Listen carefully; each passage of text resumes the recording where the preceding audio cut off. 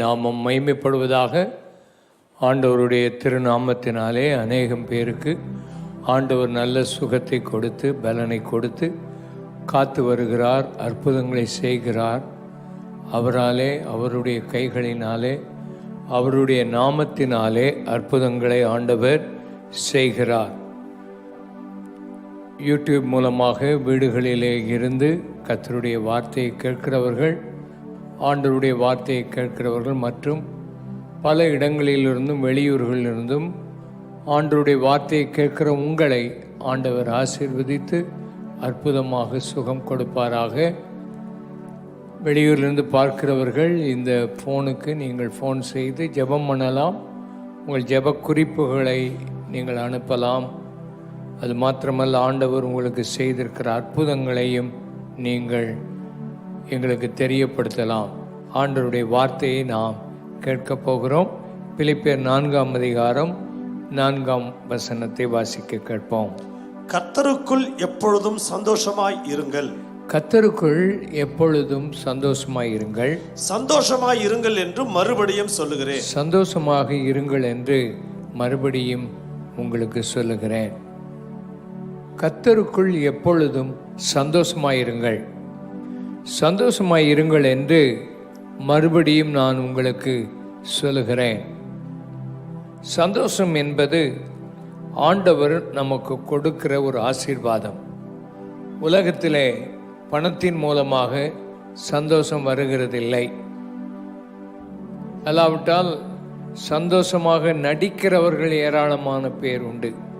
மற்றவர்களை சந்தோஷப்படுத்துவதற்காக கோமாளிகளாக நடிக்கிறவர்கள், சிரிப்பு காட்டி மக்களை உற்சாகப்படுத்துவதெல்லாம் உண்டு. அதெல்லாம் நிரந்தரமான சந்தோஷம் அல்ல. நம்முடைய வாழ்க்கையில் சந்தோஷம் கர்த்தருக்குள் தான் இருக்கும். கர்த்தருக்கு வெளியே இருக்கிற சந்தோஷம் நிரந்தரமானதல்ல. நாம் ஆராதிக்கிற தெய்வம் நிரந்தரமானவர், நித்தியமானவர். அவர் நித்தியமான சந்தோஷத்தை நமக்கு கொடுப்பதற்காக இந்த உலகத்துக்கு வந்தவர். உங்கள் வாழ்க்கையில் எதிலெல்லாம் மனிதன் சந்தோஷத்தை கெடுத்து போடுகிறான்? முதலாவது, தனக்கு வருகிற சூழ்நிலைகளை கண்டு அவன் சந்தோஷத்தை இழந்து போகிறான். சூழ்நிலைகள் சந்தோஷத்தை கெடுக்கிறது. இந்த நிருபத்தை எழுதுகிற பவுல் தன்னுடைய வாழ்க்கையில் அந்த நிருபத்தை எழுதும்போது எந்த சூழ்நிலையில் இருந்து அவர் எழுதுகிறார் என்றால், ஒரு சிறைச்சாலையில் இருந்து எழுதுகிறார். அது அந்த காலத்தில் வசதியான சிறைச்சாலைகள் அல்ல. அது ஒரு நெருக்கமான ஒரு இடம், வசதியற்ற ஒரு இடம். அந்த இடத்திலிருந்து கர்த்தருக்குள்ளே சந்தோஷமாயிருங்கள் என்று எழுதுகிறார். சூழ்நிலைகளினாலே நம்முடைய சந்தோஷம் கெட்டு போய்விடும். எல்லாரும் நல்ல சுகமாயிருந்தால் சந்தோஷமாயிருப்போம். வீட்டில் யாருக்காவது சுகவீனம் வந்து விட்டதென்றால் சந்தோஷம் போய்விடும். பலவிதமான சூழ்நிலைகள் சந்தோஷத்தை கெடுத்து விடுகிறது. ரெண்டாவது, மனிதர்கள் நம் சந்தோஷத்தை கெடுத்து விடுவார்கள். நம்ம வீட்டில் இருக்கிறவர்களே சந்தோஷத்தை கெடுத்து விடுவார்கள். நல்லா இருப்போம், சந்தோஷம் திடீரென்று யாராவது ஒருத்தர் வருத்தப்பட்டு சண்டை போட்டுட்டா அந்த வீட்டுக்குள்ளே இருக்கிற சந்தோஷம் போயிடும். அப்போ மனிதர்களுக்கு மனிதர் ஒருவருக்கு ஒருவர் விரோதமாக பல காரியங்களை பேசி செய்து சந்தோஷத்தை கெடுத்து விடுவார்கள். தூரத்தில் இருக்கிற மக்கள் எல்லாம் பிரியமானவர்கள் என்று நாம் சொல்லுவோம். ஆனால் பக்கத்தில் இருக்கிறவர்கள் உண்மையாய் உங்களுடைய சந்தோஷத்தை கெடுக்கிறவர்களாக இருந்தால் மனிதர்கள் நம்முடைய வாழ்க்கையில் சந்தோஷத்தை கெடுக்கிறவர்களாக இருப்பார்கள். மூன்றாவது, பொருட்கள் நம்முடைய சந்தோஷத்தை கெடுத்துவிடும். பொருள், நம்மெல்லாம் சின்ன பிள்ளைகள் போல தான். சின்ன பிள்ளைகளுக்கு ஒரு விளையாட்டு ஜாமான் வாங்கி கொண்டு கொடுத்தால் அந்த விளையாட்டு ஜாமானை வைத்து விளையாடுவார்கள். கொஞ்ச நேரத்தில் உடைத்து விடுவார்கள். விளையாட்டு ஜாமான் கையில் வரும்போது சந்தோஷமாக இருக்கும், உடஞ்சி போன பிறகு உட்கார்ந்து அழுது கொண்டிருப்பார்கள். இதைத்தான் நாம் பார்க்கிறோம். அதனால் நம்முடைய வாழ்க்கையில் பொருட்கள் சந்தோஷத்தை கெடுத்துவிடும். முழு உலகமும் இந்த நாட்களில் பொருட்களை வாங்கணும், பொருட்களை விற்கணும், பொருட்களை பார்க்கணும் என்று சொல்லி நிறைய பேர் இந்த உலகத்தில் பொருள் ஆசை ஆகிய விக்கிரக ஆராதனைக்குள் இருக்கிறதை நாம் பார்க்கிறோம். நீங்கள் ரோட்டில் பஸ்ஸுலேயோ கார்லேயோ பைக்லேயோ போனால் வரிசையாக பொருட்களை வெளியே தொங்க போட்டிருப்பாங்க. நம்ம பார்க்கணும், அதை வாங்கணும். அதை ரொம்ப இப்போல்லாம் கடைகளெல்லாம் ரொம்ப விளக்குகள் போட்டு கண்ணாடிகள் போட்டு வைத்து ஜனங்களுக்கு அதை காண்பிக்கிற டிவியை பார்த்துக்கிட்டே இருந்தால் கொஞ்ச நேரத்தில் அட்வர்டைஸ்மெண்ட் பொருட்களை பற்றி வரும். இந்த உலகமே மிகவும் பொருட்களினால் நிறைந்திருக்கிறது. பொருள் என்பது ஒரு தெய்வம். பைபிளில் சொல்லியிருக்கு, 2 எஜமானுக்கு ஊழியம் செய்ய உங்களால் கூடாது. ஒன்று நம்முடைய ஆண்டவர் இயேசு கிறிஸ்து தெய்வம், அடுத்தது உலக பொருள். மக்கள் உலக பொருளை ஆராதிக்கிறார்கள். உலக பொருள், நமக்கு அவசியமான பொருட்கள் வீட்டுக்கு தேவை.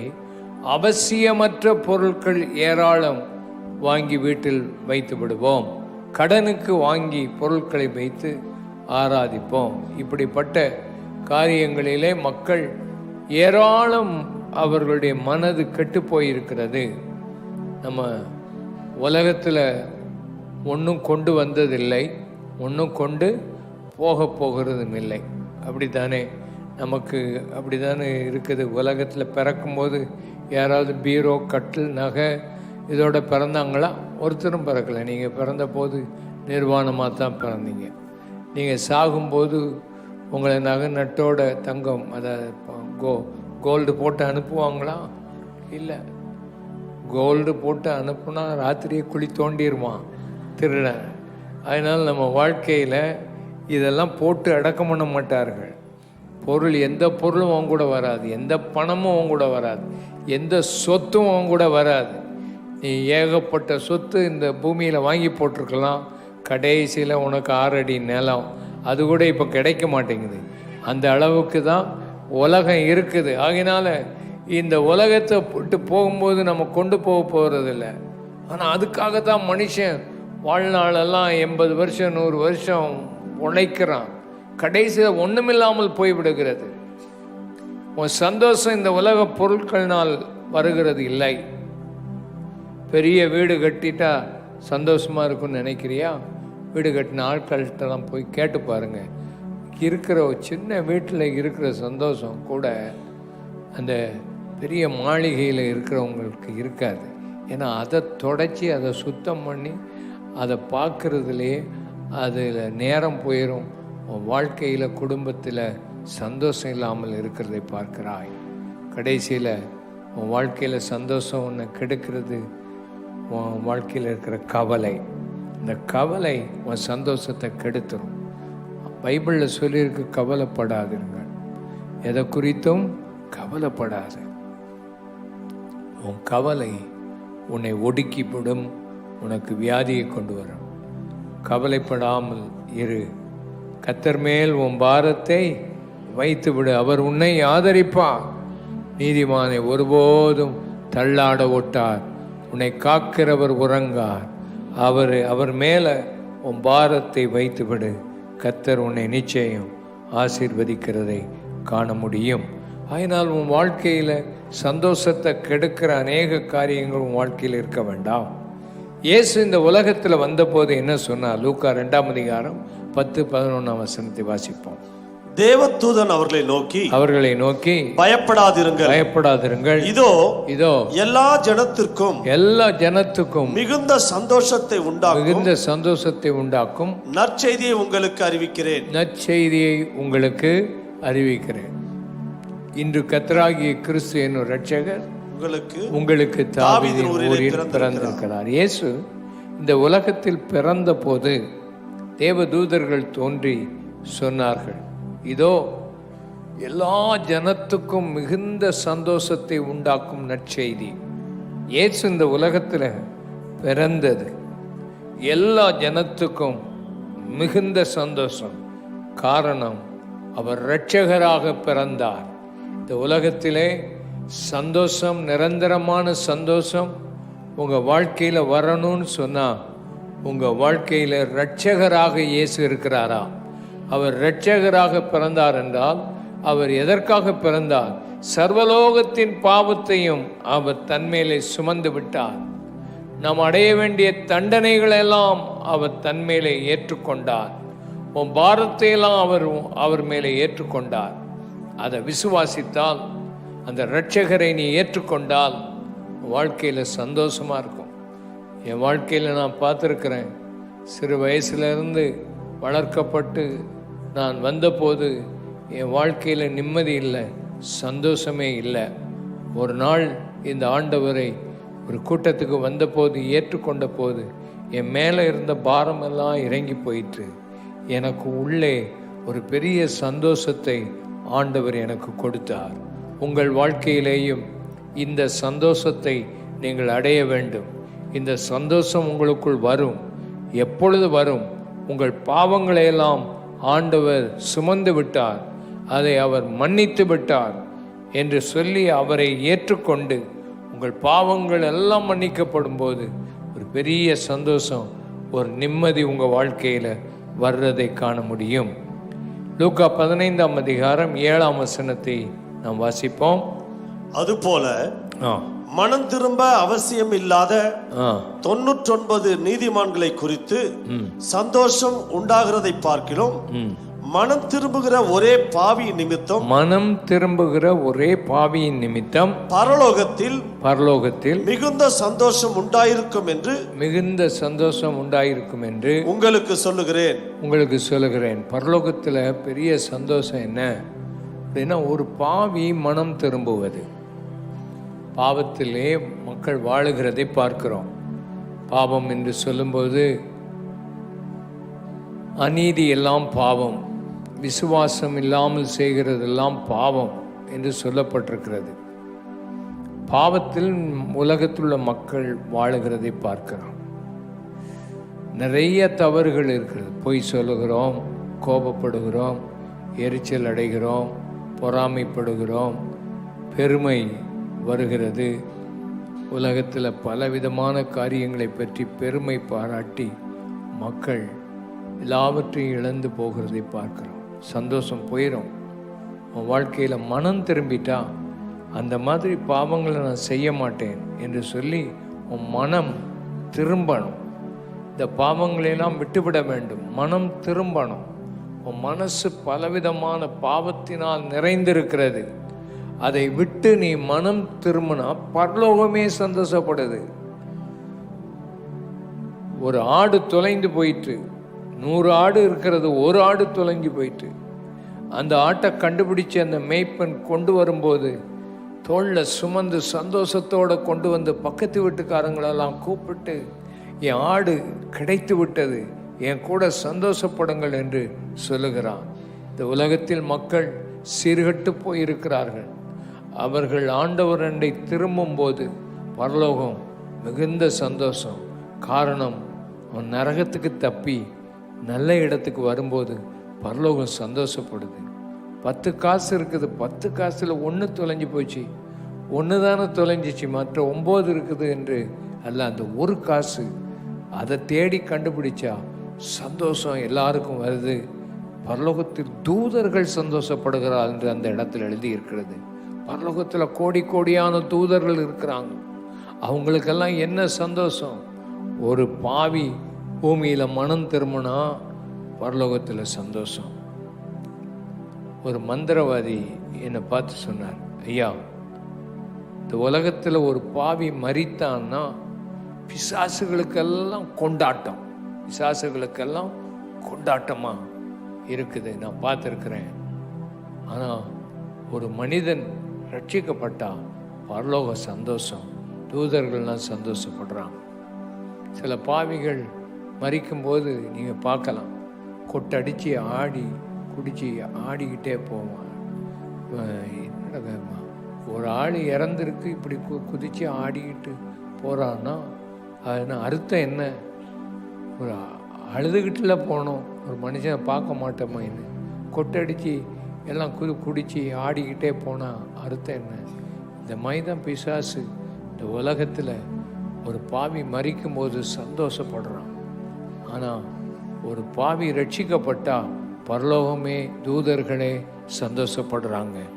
அதனால் உன் வாழ்க்கையில் சந்தோஷம் தேவையானால் உண்மையாக உன் பாவத்திலிருந்து மனம் திரும்பணும். ஆமேன்.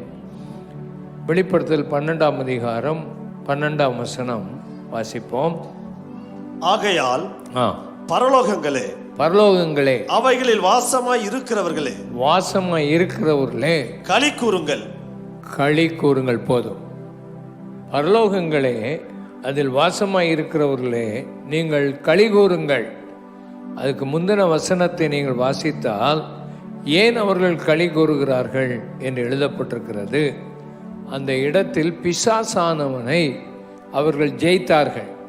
எப்படி பிசாசை ஜெயித்தார்கள்? இந்த பிசாசு உலகத்தில் உள்ள எல்லாரையும் குற்றம் சொல்லி கொண்டே இருக்கிறது. குற்றம் சொல்லி கொண்டே இருக்கிற பிசாசு உன்னையும் என்னையும் எப்போ பிசாசு குற்றப்படுத்திக்கிட்டே இருப்பான். குற்றப்படுத்தி குற்றப்படுத்தி உன் வாழ்க்கையை வேதனைப்படுத்துவான். ஆனால் இரவும் பகலும் குற்றப்படுத்துகிற அந்த பிசாசு தாழ தள்ளப்பட்டு போனான். அவன் கீழே விழுந்தான். அவனை இயேசுவின் இரத்தத்தினாலும் சாட்சியின் வசனத்தினாலும் தங்கள் ஜீவனை பாராமல் அவனை ஜெயித்ததுனால பரலோகத்தில் பெரிய சந்தோஷம்.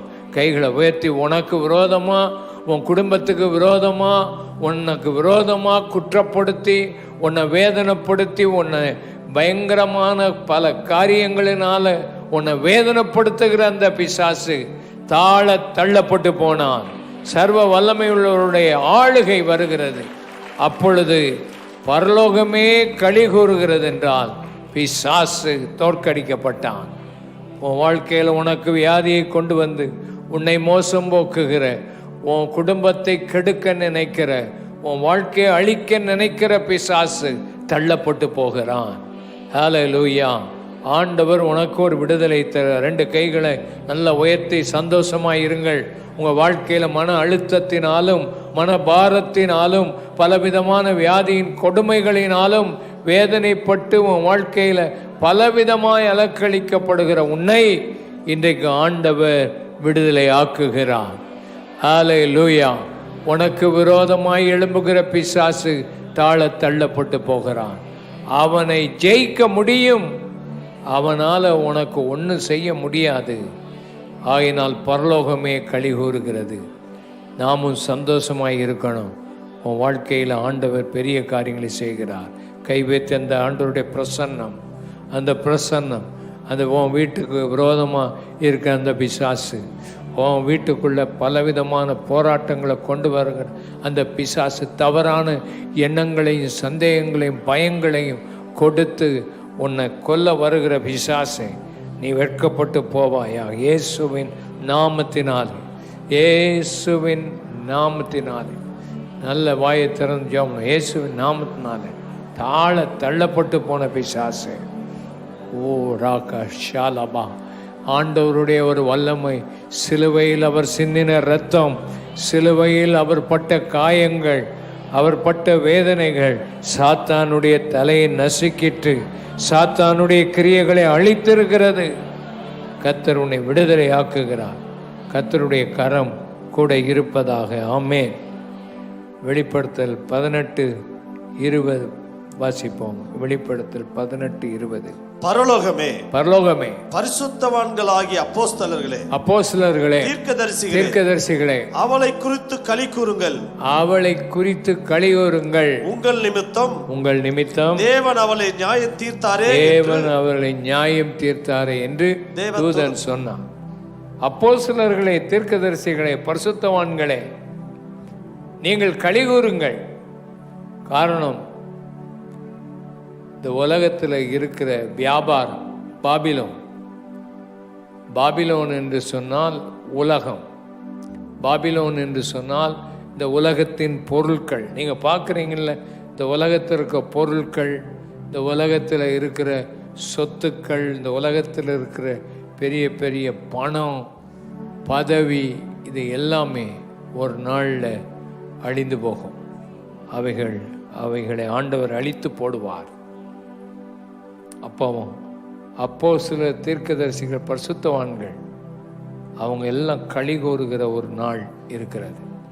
இந்த உலகத்தில் அப்போ சிலர்கள், தீர்க்கதரிசிகள், பரிசுத்தவான்களுக்கு உபத்திரவம், கஷ்டங்கள், சோதனைகள், போராட்டங்கள் உண்டு. ஆண்டவரை பின்பற்றுகிற பிள்ளைகளுக்கு நிறைய போராட்டங்கள் உண்டு. ஆனால் பயப்படக்கூடாது. இந்த உலகத்தில் உனக்கு பணம் இல்லை, உனக்கு வியாபாரமும் இல்லை, தொழிலும் இல்லை, ஒன்றும் இல்லை. உன் வாழ்க்கையில் எவ்வளோதான் முயற்சித்தாலும் உன்னுடைய வாழ்க்கையில் முன்னேற முடியாத ஒரு சூழ்நிலை இருக்கலாம். அப்படிப்பட்ட சூழ்நிலையில் நீ சந்தோஷமாயிரு, நீ களிகூறு. காரணம், இதெல்லாம் நியாயம் தீர்க்கப்பட போகுது. இந்த உலகம் நியாயம் தீர்க்கப்படும். இந்த உலகத்தில் பொருள் எல்லாம் அழிந்து போகும். இந்த பூமி வெந்து உருகி அழிந்து போகும் என்று பைபிளில் சொல்லியிருக்கு. இப்போ பார்க்குறீங்கள, இந்த பூமி எல்லாம் ஒரு நாளில் வெந்து உருகி அழிந்து போகும். எப்படி இது நடக்கும்? ஒவ்வொரு நாட்டிலையும் அணுகுண்டு வச்சிருக்கிறான். ஒவ்வொரு நாட்டிலையும் என்ன வச்சிருக்கிறான்? அணுகுண்டு வச்சிருக்கிறான். இப்போ சமீபத்தில் நடந்த யுத்தத்தில் அந்த ஈரான் நாட்டில் அணுகுண்டு செய்து வச்சிருந்தான். அணுகுண்டு செய்கிற ஆலைகள் அந்த இதெல்லாம் வைத்திருந்தான். மலைக்கு கீழெல்லாம் வைத்திருந்தான். இஸ்ரேல் தேசத்தை அழிக்கணும்ட்டு திட்டம் போட்டு வைத்திருந்தான். அந்த இஸ்ரேல் உளவாளிகள் இதை கண்டுபிடிச்சி இதெல்லாம் அழிக்கிறதுக்கு வச்சிருக்கிறான். எப்போ இஸ்ரேல் மொத்தத்தையும் அழிக்கலான்னு நினைச்சான். இஸ்ரேல் ஒரு சின்ன நாடு. அதை கண்டுபிடிச்சி ஒரே நாளில் அவன் அந்த இடத்தையே போய் அழிச்சிட்டு வந்துட்டான். அதை செய்கிற அந்த சயின்டிஸ்ட், விஞ்ஞானிகள் எல்லாத்தையும் ஒரே நாளில் கொண்டுட்டான். அப்புறம் மலைக்கு கீழே இத்தனை அடி தூரத்துக்குள்ளே அது மலைக்குள்ளே பொதிஞ்சு வச்சிருக்குன்னு சொல்ல, அந்த குண்டை போடுறதுக்கு அமெரிக்காவில் 37,000 மைல் தூரம் வந்து அந்த குண்டை பூமிக்கு உள்ளே போய் வெடிக்க வச்சு அதை அழிச்சான்னு சொல்கிறான். இதெல்லாம் வச்சு அழிக்கிறதுக்கு தான் இருக்குது. ஒரே நிமிஷத்தில் உலகம் அழிஞ்சு போகும். ஆனால் இந்த உலகத்தை தான் நம்பி மனுஷன் வாழ்கிறான். உனக்கு சந்தோஷம் இந்த உலகம் அல்ல, ஆண்டவருடைய வல்லமை தான் உனக்கு தேவை. ஆகையினால இந்த உலகம் அழிஞ்சு போகுது. ஆகையினால பரலோகத்திலேயே சந்தோஷம் உண்டு. வெளிப்படுத்தல் 19:7 வாசிங்கள். நாம் சந்தோஷப்பட்டு களி கூர்ந்து அவருக்கு துதி செலுத்த கடவோம். ஆட்டுக்குட்டியானவருடைய கல்யாணம் வந்தது, அவருடைய மனைவி தன்னை ஆயத்தப்படுத்தினாள் என்று. மனைவி தன்னை ஆயத்தப்படுத்தினாள். கல்யாணம் என்றால் சந்தோஷம். கல்யாணம் என்று சொல்லும்போது புத்தாடைகள், கல்யாணம்னு சொல்லும்போது விருந்து, கல்யாணம்னு சொல்லும்போது நிறையா ஜோடித்து நல்லா அழகாக அந்த இடங்களெல்லாம் மாற்றி சந்தோஷமாக இருக்கும். இங்கே சொல்லப்பட்டிருக்கிறது, ஆட்டுக்குட்டியானவருடைய கல்யாணம் வந்தது, அவருடைய மனைவி ஆயத்தப்படுத்தினாள். யாரெல்லாம் ஆண்டவரை ஏற்றுக்கொண்டாங்களோ, யாரெல்லாம் ரட்சிக்கப்படுறாங்களோ, யாரெல்லாம் இயேசுவை தெய்வமாக ஏற்றுக்கொண்டார்களோ அவர்களோடு ஆண்டவர் கடைசியில் அவர்களை சேர்த்து கொள்வார். அவர்களோடு கூட வாசம் பண்ணுவார். அவர்களோடு ஆண்டவர் ஆசீர்வாதம் விதைத்து கொடுப்பார். அந்த நாளுக்காகத்தான் நம்ம காத்திருக்கிறோம். அல்லேலூயா. இந்த உலகத்தில் இருக்க கல்யாணம் போல் அது இருக்காது. இந்த உலகத்தில் இருக்க கல்யாணத்து அன்னைக்கு தான் சந்தோஷமாக இருப்பாங்க. கல்யாணத்து அன்னைக்கு தான் விருந்து இருக்கும், எல்லாம் இருக்கும். ஒரே நாள் ராத்திரியிலே சண்டை வந்துடும் கல்யாணத்தில். அப்படி தான் நிறைய பேர் இருக்கிறாங்க. நிறைய பேர் குடும்பத்தில் சந்தோஷமாக இல்லை. ஆனால் ஆண்டவருடைய குடும்பம் சந்தோஷமாக இருக்கும், மகிழ்ச்சியாக இருக்கும். இந்த உலகத்தில் நமக்கு இருக்கிற காரியங்கள் மறைந்து போகும். அவர் சீக்கிரம் வரப்போகிறார். ஒரு வியாதி சுகமானால் சந்தோஷம் வரும். அல்லேலூயா. உன் வேதனை மாறும். உன் குடும்பத்தில் ஒரு ஆள் ரட்சிக்கப்பட்டார். நான் குடிகாரனாக இருக்கிறார். இந்த இடத்துல நீ குடிகாரனா கூட வந்திருக்கலாம். உன் குடியை விடு, ஆண்டவர் உன்னை ஆசீர்வதிப்பார். உன் வாழ்க்கையில் ஒரு சந்தோஷத்தை கொடுப்பார். இன்னைக்கு உன் வியாதியை நீக்கி உனக்கு ஒரு சந்தோஷத்தை கொடுக்க இந்த ஆண்டவர் வல்லமை உடையவராய் இருக்கிறார். கண்களை மூடி ஜெபம் பண்ணுவோம். ஆண்டவரே, ஒரு பாவி மனம் திரும்பும் போது சந்தோஷம் வருது. நீர் இந்த உலகத்தில் பிறந்த போது சந்தோஷம் வந்தது. ஆண்டவருடைய நாமத்தினால என் பாவத்தை நீர் சுமந்து விட்டீர், என் பாவத்தை எனக்கு மன்னித்திருக்கிறீர், எனக்காக உம்முடைய ஜீவனை கொடுத்திருக்கிறீர், எனக்கு ஒரு ரட்சிப்பு வேணும், பாவத்திலிருந்து விடுதலையாகணும். சின்ன கசப்பு, மனசு வருத்தம், வேதனை, பலவிதமான குழப்பத்தோடு நான் இருக்கிறேன். இந்த ஆண்டவர் என் இருதயத்தில் வந்து எனக்கு ஒரு மாற்றத்தை தரணும் ஐயா, எனக்கு ஒரு சந்தோஷத்தை கொடுக்கணும். என் பாரத்தையெல்லாம் அவர் மேலே வைத்து விடுகிறேன். தூர இடத்திலிருந்து பார்த்து கொண்டிருக்கிறவர்கள், வசனத்தை கேட்டுக்கொண்டிருக்கிறவர்கள், வீடுகளில் இருக்கிறவர்கள், டிவியில் இருக்கிற நீங்களும் இந்த இயேசுவை ஏற்றுக்கொள்ள விரும்பினால் உங்கள் கைகளை உயர்த்தி காண்பீங்கள். இங்கே இருக்கிற நீங்கள் சீக்கிரம் இந்த இயேசு என் பாவத்தை மன்னிக்கணும், இயேசு என் உள்ளத்தில் வரணும், எனக்காக வேண்டிக் கொள்ளுங்கள்னு சொல்கிறவங்க கை வைத்து காண்பீங்க. சீக்கிரமாக எங்கே இருந்தாலும் கை வைத்து காண்பீங்கள், வீடுகளில் இருந்தாலும் கரம் உயர்த்தி காண்பீங்கள். கை வைத்து நீங்கள் ஒரு நிமிஷம் எழுந்திருங்கள், ஆண்டவர் உங்களுக்கு அற்புதங்களை செய்வாராக. சீக்கிரமாக எழுந்திருங்கள், எந்த இடத்துல இருந்தாலும் எழுந்திருங்கள். கைகளில் கொடுத்த இந்த எண்ணெய் பாட்டிலை எடுத்துக்கொண்டு முன்னால் வாங்க, உங்களுக்காக ஜெபம் பண்ணுவோம். கைகளை உயர்த்தின நீங்கள் முன்னால் சீக்கிரமாக ஓடி வாங்க, கைகளில் எண்ணெயை எடுத்துக்கொண்டு வாருங்கள், ஜெபம் பண்ணுவோம். கர்த்தர் உங்களுக்கு அற்புதங்களை செய்வார். சீக்கிரமாக வாருங்கள், நல்ல கண்ணீரோடு ஜெபம் பண்ணுங்கள். ஆண்டவரே, என் பாவத்தை மன்னியும், என் வாழ்க்கையில் வாரும், என் உள்ளத்தில் வாரும், எனக்கு சந்தோஷத்தை தாரும் என்று கேளுங்கள். கர்த்தர் உங்கள் உள்ளத்தில் ஒரு சந்தோஷத்தை தருவார், ஒரு மாற்றத்தை தருவார். ஆண்டவரை ஏற்றுக்கொள்கிற உங்களை கைவிட மாட்டார். நாம் எல்லாரும், மற்றவர்கள் எல்லாரும் எழுந்திருக்கலாம். கர்த்தர் உங்களை ஆசீர்வதிப்பார். உங்கள் வியாதிகளுக்காக ஜெபம் பண்ணுவோம். முதல்ல உங்கள் பாவங்கள் மன்னிக்கப்பட ஜெபம் பண்ணுங்கள். சீக்கிரமாக முன்னால் வந்து நான் சொல்கிற ஜெப வார்த்தையை சத்தமாக சொல்லுங்கள். அன்புள்ள இயேசுவே, என் பாவங்களை எனக்கு மன்னியும். இயேசுவே, எனக்கு இரக்கம் செய்யும். என்னுடைய வாழ்க்கையில் உண்மையாய் உம்மை ஏற்றுக்கொள்கிறேன். என்னுடைய பாவங்களை சுமந்து விட்டீர். உடைய இரத்தம் என் பாவங்களை கழுவி இருக்கிறது, அற்புதம் செய்திருக்கிறது.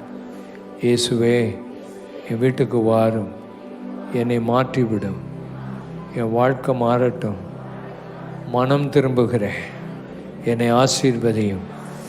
என்னை மாற்றுகிற, என் உள்ளத்தை சுத்தமாக்குகிற தெய்வம் நீர்தான். என்னுடைய இருதயத்தை உம்முடைய ஆலயமாக்கி வாசம் பண்ணும். எல்லா பாவங்களையும் விட்டுவிடுகிறேன். எனக்குள்ளே வாரும், சந்தோஷத்தை தாரும், நிம்மதியை தாரும். இயேசுவின் மூலம் ஜெபிக்கிறோம் அருமை பிதாவே, ஆமேன் ஆமேன் சொல்லுங்கள். தொடர்ந்து இந்த இயேசுவண்டை நீங்கள் வேண்டிக் கொள்ளுங்கள். இயேசுவை விட்டுறாதீங்க. இன்னைக்கு மாத்திரம் இல்லை, தொடர்ந்து வேதாகமத்தை வாங்கி வாசிங்க. உங்கள் வீட்டு பக்கத்தில் கூட்டங்கள் இருந்தால் கண்டிப்பாக போங்க, சர்ச்சுக்கு வாங்க. இங்கே 24 மணி நேரமும் ஜெபம் நடக்கும். இந்த இடத்துல புதன்கிழமையும் ஒரு கூட்டம், இந்த இடத்துல உங்களுக்காக சின்ன குழுக்கள் இருக்கிறது, நடத்துவார்கள். வாருங்கள், ஆண்டவர் உங்களை ஆசீர்வதிப்பார். ஞாயிற்றுக்கிழமையில் காலையில் 5 மணியிலிருந்து ராத்திரி 8 மணி வரைக்கும் கூட்டம் இருக்குது. நீங்கள் வந்து கலந்து கொள்ளுங்கள் விடாமல். ஆண்டவர் உங்களை ஆசீர்வதிப்பார். இப்பொழுது இந்த எண்ணெய் பாட்டிலுக்காக எண்ணெய்க்காக ஜெபம் பண்ணுவோம். எண்ணெய்க்காக ஜெபம் பண்ண பின்பு அதை பூசி ஜெபம் பண்ணுங்க. கர்த்தர் உங்களுக்கு அற்புதங்களை செய்வார். பரிசுத்தமுள்ள நல்ல பிதாவே, இந்த எண்ணெய்க்காக ஜெபம் பண்ணுறோம். உங்கள் நாமத்தினால இதை ஆசீர்வதித்தரலும். இதை போட்டு ஜெபம் பண்ணும்போது எல்லாருக்கும் சுகம் உண்டாகட்டும்.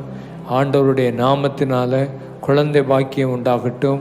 ஆண்டவரே, ஒரு குழந்தை பெறுவதற்கு முன்பு எவ்வளவு வேதனைகள், அதை பெற்றெடுத்த பின்பு சந்தோஷம் உண்டாகிறது போல இந்த வேளையில் நம்முடைய பிள்ளைகளுக்கு எல்லா வருத்தங்கள், வேதனைகள், கண்ணீர்கள், பலவீனங்கள், போராட்டங்கள் மாறி ஒரு சமாதானம், ஒரு சுகம், ஒரு வல்லமை உடைய பிள்ளைகளுக்கு வரும்படி நாங்கள் ஜெபம் பண்ணுகிறோம். அவர்களுக்கு ஒரு புது இருதயத்தை கொடும், ஒரு புது வாழ்க்கையை கொடும். ஆசீர்வதியும். இயேசுவின் நாமத்தில் பிதாவே, ஆமேன். இப்பொழுது எண்ணெய் பூசி ஜெபம் பண்ணுங்கள். எந்த இடத்துல வியாதிகள் இருக்குதோ அந்த இடத்துல எண்ணெய் பூசி ஜெபம் பண்ணுங்கள். நல்ல வியாதிகளை அதட்டி ஜெபம் பண்ணுவோம். நசரனாகிய இயேசுவின் நாமத்தினாலே எல்லா கட்டுகள், எல்லா வியாதிகள், எல்லா பலவீனங்கள், எல்லா நோய்கள், எல்லா போராட்டங்கள், எல்லா அழுத்தங்கள், ஆஸ்பத்திரியில் சுகவீனமாக இருக்கிறவர்கள், வீடுகளில் சுகவீனமாக இருக்கிறவர்கள், கை கால்கள் ஆண்டவர், மூட்டுகள் ஆண்டவர், முழங்கால்கள், எலும்புகள், இடுப்புகள், பயங்கரமான எல்லா வியாதிகள், எல்லா வித பொல்லாத போராட்ட ஆவிகள், பிசாசின் ஆவிகள், பொல்லாத ஆவிகளை அப்புறப்படுத்தும். வீடுகளில் இருக்கிற அசுத்த ஆவிகள் வெளியேறட்டும். ஆமேன். வாழ்க்கையில் சந்தோஷம் உண்டாகட்டும் ஆண்டவரே, சமாதானம் உண்டாகட்டும். கர்ப்பப்பையிலுள்ள கட்டிகள் மறையட்டும். எல்லா கேன்சர் நோய்களும் ஆமேன் இப்பொழுது நீங்கி போகட்டும்.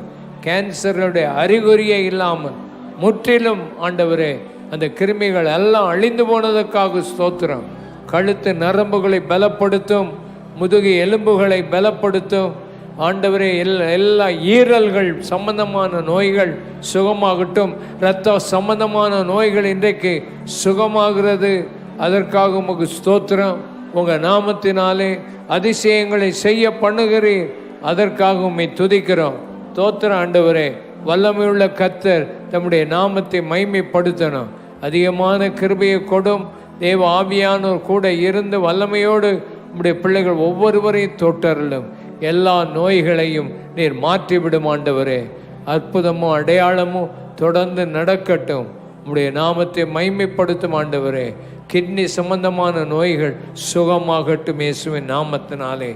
ஆமேன். உணவு குழாயில் இருக்கிற பிரச்சனைகள், அஜீரண சக்திகள், பலவிதமான போராட்ட ஆவிகள் மாறட்டும் ஆண்டவர். சின்ன குழந்தைகளை தொட்டரலாம். வாத நோய்களை சுகமாக்கும். கை கால்கள் அசைக்க முடியாமல் படுத்திருக்கிறவர்கள் எழுந்து இன்றைக்கு இயேசுவின் நாமத்தினாலே எழுந்து நடப்பாயாக. பார்வையற்ற உனக்கு ஆண்டவர் பார்வையை அருளி செய்வாராக. செவிட்டு காதுகளை நீர் திறப்பீராக.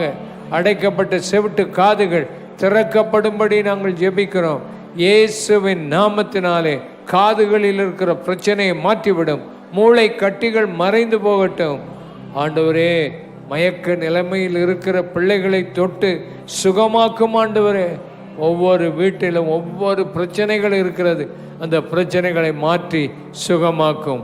ஒவ்வொருவரையும் ஆசீர்வதியும். உம்முடைய நாமத்தை மைமைப்படுத்தியறலும், தைரியப்படுத்தும். விடுதலை உண்டாகிறதுக்காக ஸ்தோத்திரம். இயேசு சுகம் கொடுத்தீர், உமக்கு ஸ்தோத்திரம். எத்தனை பேர் விசுவாசிக்கிறீங்க? கைகளை நல்லா உயர்த்தி ஆண்டவரை தோத்திரம் பண்ணி நல்ல ஜெபம் பண்ணுங்க. ஆண்டவர் உங்கள் ஒவ்வொருவருக்கு விடுதலை கொடுக்கிறார். வீடுகளிலே ஜெபித்து கொண்டது உனக்கு இப்போ விடுதலை உண்டாயிருக்கிறது. ஆண்டவர் உன்னை தொட்டிருக்கிறார்.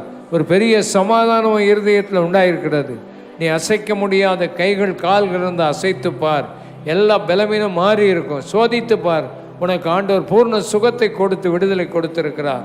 நல்ல ஆமேன். இப்படி எந்த இடத்துல வேதனை இருந்தது, எங்கே இருந்தது, கட்டி எல்லாம் சோதித்து பாருங்கள். ஆண்டவர் உன்னை சுகப்படுத்தி இருக்கிறார். ஆண்டவருடைய நாமம் ஆமேன் உன்னை ஆசீர்வதித்திருக்கிறது.